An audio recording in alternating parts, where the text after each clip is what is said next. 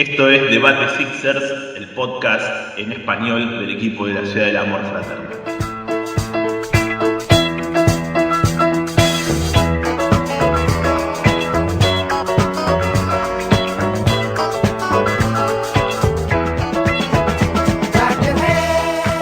Buenos días, buenas tardes, buenas noches, fanáticos de los Philadelphia 76ers. Bienvenidos a Debate Sixers, el podcast dedicado al equipo de la Ciudad del Amor Fraternal. Hoy en este último episodio en modo playoff, después de la eliminación del equipo de los Sixers en manos de Miami en un sexto partido, cerramos la temporada, la cerró el equipo y la cerramos nosotros también en nuestro podcast. Mi nombre es Martín, soy la voz detrás de @SixerArc y del otro lado está, como en cada ocasión, Juan, quien hace lo propio con @afilados.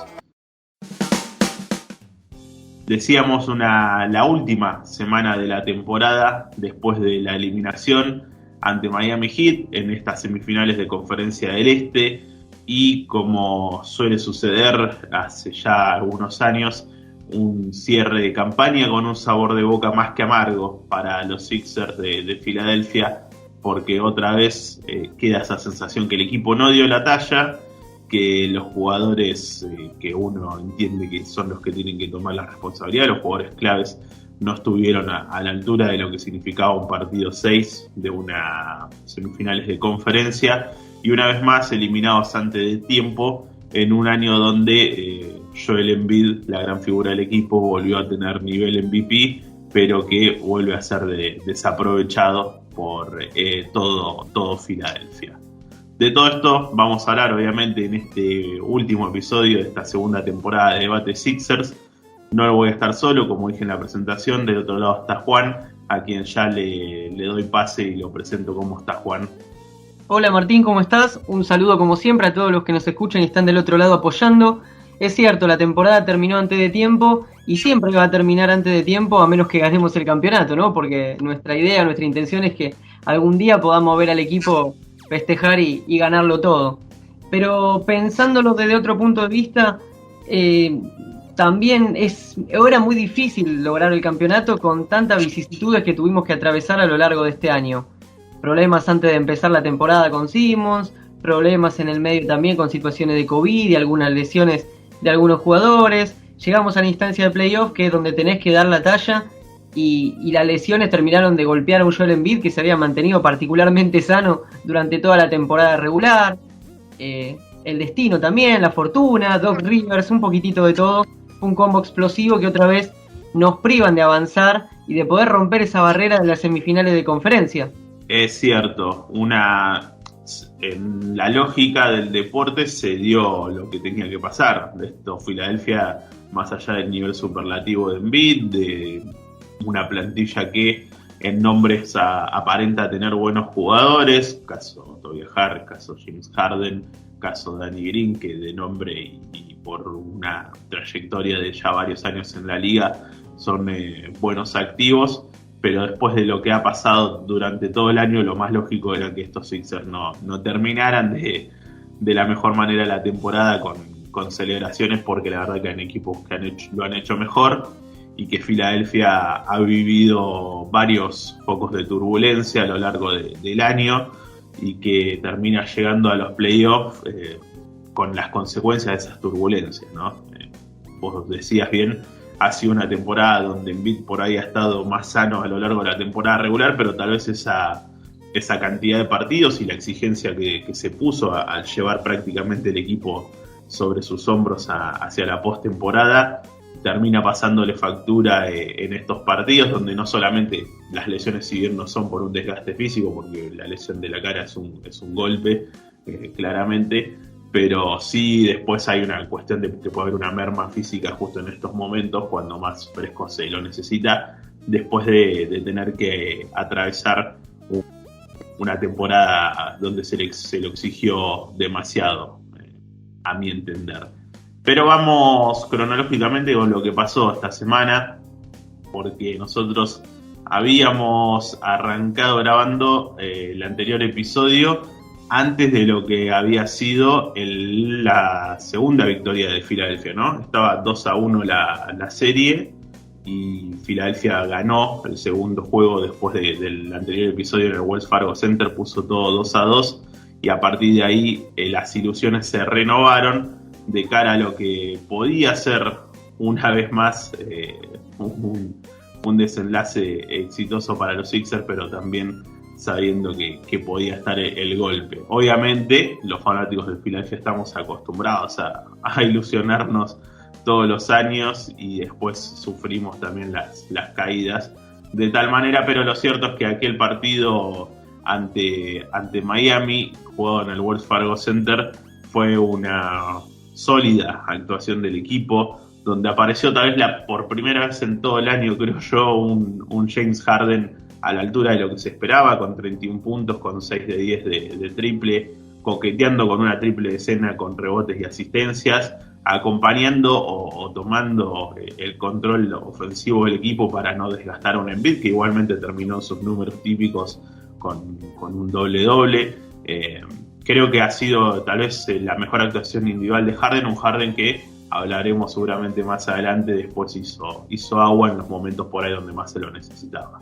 Filadelfia salió con todo a tratar de empatar la serie y lo logró, y me parece que la principal diferencia fue que los suplentes estuvieron un poquitito más a la altura. De hecho, en total hubo 6 jugadores del equipo que superaron la barrera de los 10 puntos.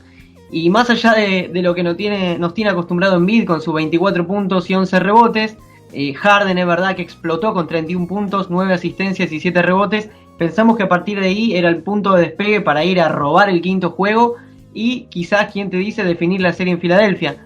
Nada de eso sucedió. Georges Niang, que venía teniendo una postemporada patética, cumplió bastante bien con 10 puntos, que es más o menos lo que uno espera de un jugador así de rol, y no lo pudo dar en la mayoría de los partidos de la temporada de los playoffs. Sí fue un espejismo quizá lo que vimos en la temporada regular. Danny Green 11 puntos, adaptándose mucho más a su juego de titular. Ty Bull, si bien obviamente no se lució en la ofensiva, tuvo intervenciones importantes en defensa. La gente estaba completamente eufórica. A partir de ahí las redes sociales se inundaron de fotos de Harden y de la esperanza de un futuro mejor, aunque sea en el corto plazo, pero no fue así. Sinceramente, después del partido 4, nada hacía prever lo que sucedió en el juego 5 sobre todo, ¿no? Porque entiendo la dificultad de ir de visitante, que en la NBA la localía pesa mucho, parece mentira, parece que no, pero es muy importante jugar de local, y fuimos un verdadero desastre que se terminó trasladando al juego 6, pero bueno, ya iremos hablando de ellos en particular a medida que pase el episodio. Y ya que vos hiciste la entrada, quiero saltar al juego 5, donde me gustaría tomar justo la parte esa que vos decías, donde Niang aportó lo que debería aportar un jugador de rol que salta de la banca, sus puntos. Bueno, en el juego 5 fue totalmente lo contrario, terminó con 0 puntos, 0 de 6 de triple. Obviamente no le vamos a cargar las tintas a Niang, porque más exigencia tienen jugadores como Harden o como Tobias Harris, que también tuvieron una noche complicada. Pero sí es eso el reflejo de lo que fue Filadelfia en esta postemporada. Jugadores que por ahí en temporada regular habían rendido en un nivel distinto a lo que lo hicieron en los playoffs. Sabemos que los playoffs también son los partidos que pesan, los partidos para los jugadores más distintivos, y que los que tienen personalidad, no solamente condiciones, son los que sobresalen. Claramente a este equipo de Filadelfia le falta mucho de eso, sacando dos o tres, si querés, jugadores. Después el resto ha quedado en deuda. Muchos no es la primera vez que lo hacen, porque la verdad hay muchos casos que venimos soportándolos hace ya varios años, que llegando a estas etapas no están a la altura, e igualmente se vuelve a confiar en ellos, casi como en una relación tóxica que tienen los Sixers con varios de estos jugadores. Y la verdad que lo del quinto partido yo no lo seguí desde las redes sociales, sí lo pude ir viendo ahí un poco desde los números, y noté mucho enojo por el rendimiento del equipo. Vos ves después los resultados y terminan perdiendo por 35 puntos un juego 5. No parecería lo más lógico, ¿no? Un juego 5 por lo menos pelealo a muerte, y que te lo ganen por un margen más acotado, vendiendo cara a la derrota, no así como fue el partido de los Sixers, que la verdad que fue bastante pobre, revisando los números de todos los jugadores y los números del equipo. Un Embiid que terminó de nuevo golpeado y pasándola bastante mal, y aún así fue el jugador que más puntos hizo para los Sixers con 17. Creo que, como es el nombre del episodio, y vos algo anticipaste en tu comentario, es fin de ciclo y para varios de los jugadores que tenemos. A pesar de que en los juegos 5 y 6 Milton lo hizo bien, me parece que es un jugador a salir. Yo bancaba muchísimo a Matisse Thybulle y también pienso que no estuvo a la altura en estas instancias tan importantes, no logra despegar, no logra mejorar un poco en su juego y termina siendo una pieza totalmente negociable. Furkan Korkmaz, ni hablar ya desde el año pasado. Lo que pasa es que también terminamos conformándonos con algunos jugadores que sabemos que les pagamos poco y nada, o en un mínimo indispensable, y vos, si querés competir en serio, tenés que tener jerarquía, jugadores bien pagos y una estructura armada para ganar. Lamentablemente sabíamos que apostábamos muchísimo a Harden con el traspaso de Ben Simmons, nos desprendimos de Drummond, y acá tiro una bombita. Si los Sixers hicieron bien las cosas en el traspaso, decimos por Harden, en 3-4 meses Drummond tiene que estar haciendo el entrenamiento nuevamente, vistiendo la camiseta de los Sixers. Eso es lo que yo digo. Era un contrato por un año mínimo veterano, y lo he escuchado declarar estando en Brooklyn que él sabía que lo de Brooklyn era por esta campaña nada más. Si hicieron bien el traspaso, si leyeron bien, si Morey fue inteligente, Drummond tiene que volver a Filadelfia para ser el suplente de Embiid la campaña siguiente, y de esa manera estaríamos solucionando uno de los grandes déficits de este equipo. Después, comparto lo que vos dijiste, por momentos Maxey la rompió, es un chico de 21 años, por momentos Harris estuvo muy bien, pero en los últimos 2 partidos la verdad es que no. Harden en esta montaña rusa, como decimos, que muchos jugadores tienen, bueno, uno espera que una estrella, si bien esta temporada la pasó mal con el tema lesiones, uno espera que dé un poquitito más en los momentos más importantes. Sin embargo, estaba fijándome las estadísticas de James en los 12 partidos que jugó para los Sixers en playoff, y no son malos números. Bueno, uno espera mucho más, pero 18,6 puntos, 8,6 asistencias, 5,7 rebotes, y quizás su debe más importante es el porcentaje de tiro de campo, apenas un 40% y un 36% de triples. Es un hombre de casi 33 años, tampoco podemos pretender mucho más. Y después encima escuchamos a algunos decir que Embiid volvió a tirarlo abajo del tren o del autobús, como se suele decir, con algunas declaraciones diciendo que no había sido del todo ofensivo y que no era el James Harden de Houston de hace un par de temporadas. Bueno, Embiid hizo un diagnóstico que es el acertado, es la realidad, el propio Harden lo sabe. Es ahora un playmaker más que un scorer, pero bueno, la gente está ensañada a veces con Embiid. Aquellos que no lo tragan buscan criticarlo cada vez que pueden. Joel también lo declaró. Su situación luego de la segunda lesión de la fractura del orbital era perder o perder. Si no jugaba, lo iban a criticar por flojo, y si jugaba y no lo hacía bien, lo iban a criticar por no hacerlo bien. Jugó con el ligamento del dedo pulgar de la mano derecha, que es su hábil, desgarrado, roto. No podía rebotear bien, no podía tirar bien, no podía encuadrar bien, con la cabeza fracturada y teniendo que usar una máscara que le impedía ver con total normalidad, y aún así terminó siendo de lo mejor del equipo. Entonces es un poco injusto cuando se le cae, pienso yo, y lo he visto de algunos periodistas importantes que hasta han tenido la posibilidad de votar para la entrega de premios de la NBA de temporadas anteriores, siendo argentino uno de ellos. Ya sabrás de quién estoy hablando. Sí, yo ahí antes vamos a repasar lo que pasó en el juego de eliminación, y después me gustaría, así, cuando hagamos un balance del año, hablar de muchos de los jugadores que nombraste vos, de Embiid, de Harden, de Harris.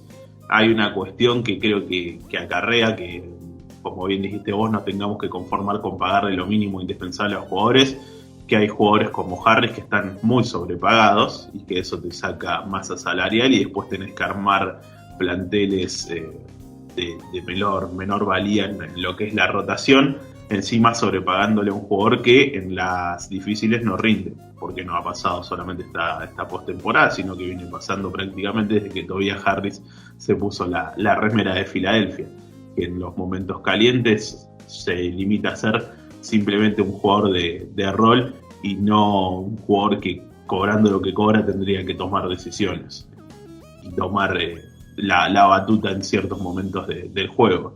Pero eso me gustaría hablarlo ya después como un balance. Antes vamos a repasar lo que fue el sexto juego y el juego de eliminación, donde los Sixers jugaron en casa, un partido que tuvo un andar parejo en los primeros dos cuartos, pero que en el tercero se lo llevó puesto Miami.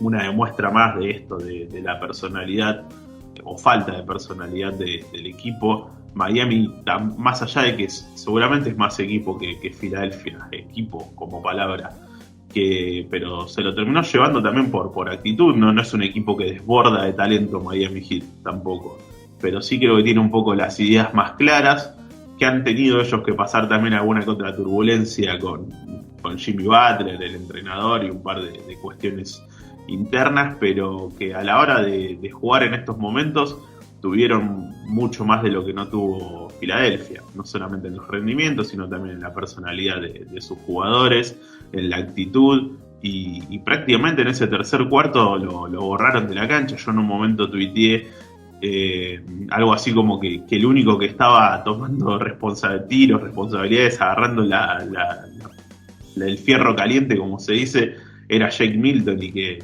tenía que terminar ya esta agonía porque era imposible de describir lo que me estaba pasando por dentro, viendo cómo había un montón de jugadores importantes en Filadelfia y que tomaba las decisiones era Shake Milton, que ahora para él tuvo un buen partido, pero que no alcanza, no está para eso Shake Milton. Los que tendrían que tomar las responsabilidades son otros jugadores.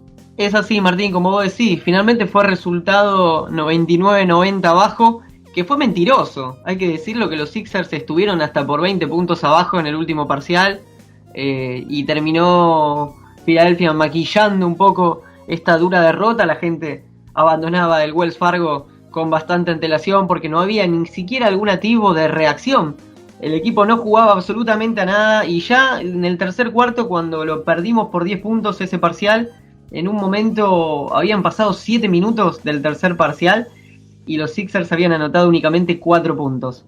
Algo absolutísimamente inviable teniendo a Harris, a Harden, a Embiid.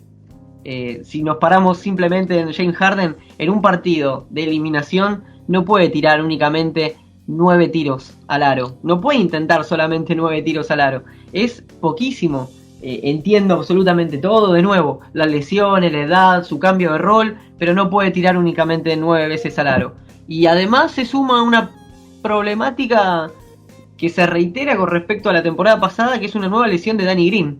El año pasado en la serie contra Atlanta fue al principio, ¿no?, del desarrollo de esa batalla que tuvimos en semis de conferencia, pero acá a los 3 minutos sufrió una severísima lesión con una rotura de ligamentos que realmente pone en jaque su carrera, ¿no? Porque próximo a cumplir 35 años, hay que ver cómo va a estar, si se recupera. Obviamente ya no va a ser, de hecho no lo estaba haciendo, un jugador titular. Creo que finalmente terminó siéndolo por esta situación de Thybulle y las vacunas. No lo hizo mal, estuvo bastante bien, alternó buenas y malas, pero ante la ausencia de Danny Green, quienes cubrieron mayormente esa posición fueron Thybulle y Niang. Thybulle terminó con 3 puntos en 12 minutos y Niang con 0 puntos en 15 minutos. Con eso creo que digo absolutamente todo. Bien mencionabas que Milton fue el tercer máximo anotador de Filadelfia con 15 puntos en 28 minutos, algo completamente inviable. Y a mí en lo personal hay algo que me molesta muchísimo, que es la falta de energía y actitud para competir. Esto que vos mencionabas también de Miami, esa vez que se agarraron con Butler, con otros compañeros, con Spoelstra, incluso en algo bastante picante, que quizá debió haberse hecho puertas adentro, porque está bien que no hay que hacerlo a la vista de todos para evitar las pavadas que se hablan después, pero demuestra de la actitud de un equipo que quiere ganar, que se tiene que pelear, se pelea entre ellos, contra los rivales, contra quien sea, y esto en Filadelfia, la llama, el fuego sagrado, no existió, y no viene existiendo en temporadas anteriores tampoco, no es algo que haya sucedido acá únicamente. Y después, bueno, obviamente decisiones de River, yo lo decía, a medida que pasaba el partido, hubo minutos de Cormax marcando a Tyler Hero. No se puede creer, sin palabras. Creo que con eso digo todo y cierro lo que tiene que ver con el comentario del juego 6. Es increíble esa situación de Cormax corriendo detrás del hombre que cortina y Tyler Hero haciendo lo que quería, siempre llegando tarde el turco. Pero son cosas de Rivers que también, viste, uno lo hacen dudar muchísimo. Por ejemplo, creo que terminó jugando, si bien obviamente jugó minutos basura siempre, pero Jaden Springer, el rookie, terminó jugando más partidos de playoff que en temporada regular. O sea, no, es como esas cosas que no tienen lógica. Si lo vas o pasó con Paul Reed, si bien pasa después del traspaso, Paul Reed termina teniendo muchos minutos en playoff, y son cosas que uno no entiende, pero haciendo un análisis lógico, después dice, bueno, si haces estas cosas, es muy probable que después te vaya mal, ¿no? Es como se dice, las cosas cuando vos las haces bien terminan dando buenos resultados, pero si vos haces cosas raras, tomás decisiones que escapan a la lógica y después es más probable que te choques contra una pared, como le viene pasando a Filadelfia. Cerrada la serie, coincido con lo que dijiste de Danny Green, es muy probable que no regrese a jugar, a tener actividad. Es un jugador grande, es una lesión larga, es una lesión que a los basquetbolistas les complica mucho, necesitan mucho de tener las rodillas sanas en este deporte, y 2022 ya no va a jugar más de por sí, y hay que ver después cuántas energías tiene para regresar en una hipotética 2023-2024 a jugar al básquet. Como decís vos, es muy grande y lamentablemente posiblemente sea la lesión que lo saque de su carrera, le corte prematuramente su carrera. Después, a la hora de hacer un balance, yo creo que este equipo necesita una reconstrucción profunda. Prácticamente me parece que, salvo Embiid y Maxey, el resto es totalmente descartable e innegociable.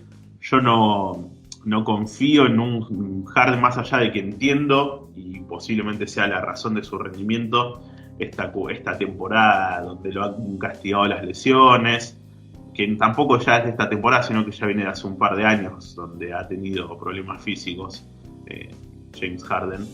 Pero yo creo, y acá uno dice, bueno, el tiempo nos dio la razón en su momento cuando nosotros hablábamos con Simmons en el equipo, y recuerdo que hemos hecho episodios donde los dos expresábamos que no estábamos tan de acuerdo en la posibilidad de hacer un traspaso Simmons por Harden. En aquel momento el escenario de Simmons era totalmente distinto, era una estrella emergente, uno de los mejores defensores de la liga, y Harden estaba mostrando estas cuestiones físicas.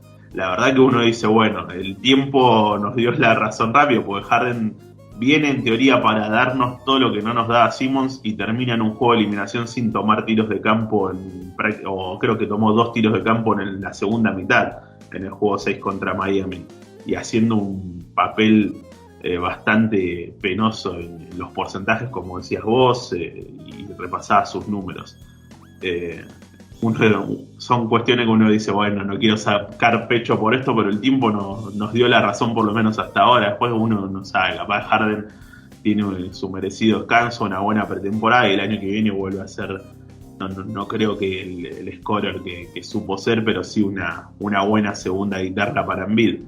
Por el presente, o por lo menos al final de esta temporada, creo que el tiempo nos terminó dando la razón en el sentido, y es tan paradójico que queríamos o trajimos a Harden para que nos dé cosas que no nos daba Simmons, y nos fuimos el año pasado con aquella situación de Simmons ante Atlanta, y este año, si bien no hay una jugada significativa así, pero sí hay números donde vemos que Harden en una segunda mitad de un juego 6 de eliminación prácticamente no pesó. Sí, estoy de acuerdo y suscribo al pie de lo que dijiste. Por el lado de Danny Green, tiene contrato para la temporada 2022-2023, son $10 millones.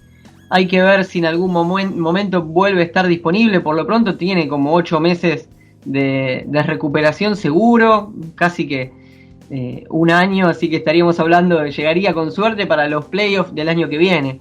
También cómo terminamos de armar el equipo en base a Joel Embiid, que la campaña próxima la va a finalizar con 29 años.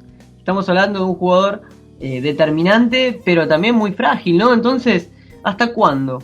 ¿Va a poder aguantar Embiid 2, 3, 4 años más a este nivel? ¿O de a poquito, cuando pase la barrera de los 30, empezará a ir decayendo? Hay que cuidarlo muy bien, hay que pensar en su futuro. Por otro lado, ¿cuánta paciencia va a tener, no, para permanecer en Filadelfia? ¿Cuánta lealtad va a tener al equipo de la ciudad del amor fraternal? Porque si no ve un proyecto serio, puede que también hasta se canse.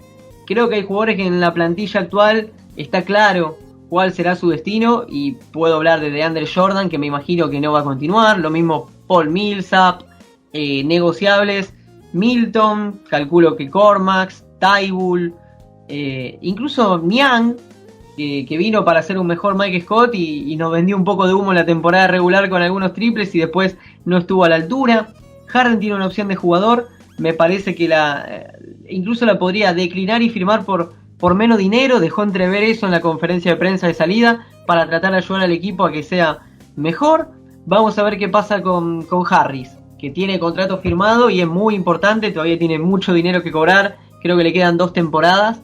Y bueno, por ahí entra en algún paquete, siempre se lo mencionó a Tobías para ser negociado, y podría haber destinos en otro equipo, a ver en la medida de lo posible poder reforzar sobre todo la banca, ¿no? Definir un equipo titular donde si Harden sigue sabemos que va a jugar, donde Embiid obviamente va a jugar, donde Maxi se ganó su puesto y con creces, y como hablábamos en el episodio anterior, hay que guardar platita para pagarle porque el chico se la merece. Incluso trascendió que apenas eliminado se comunicó con Rivers para programar su entrenamiento del off-season y ver cómo podía ser mejor para ayudar al equipo a la temporada entrante.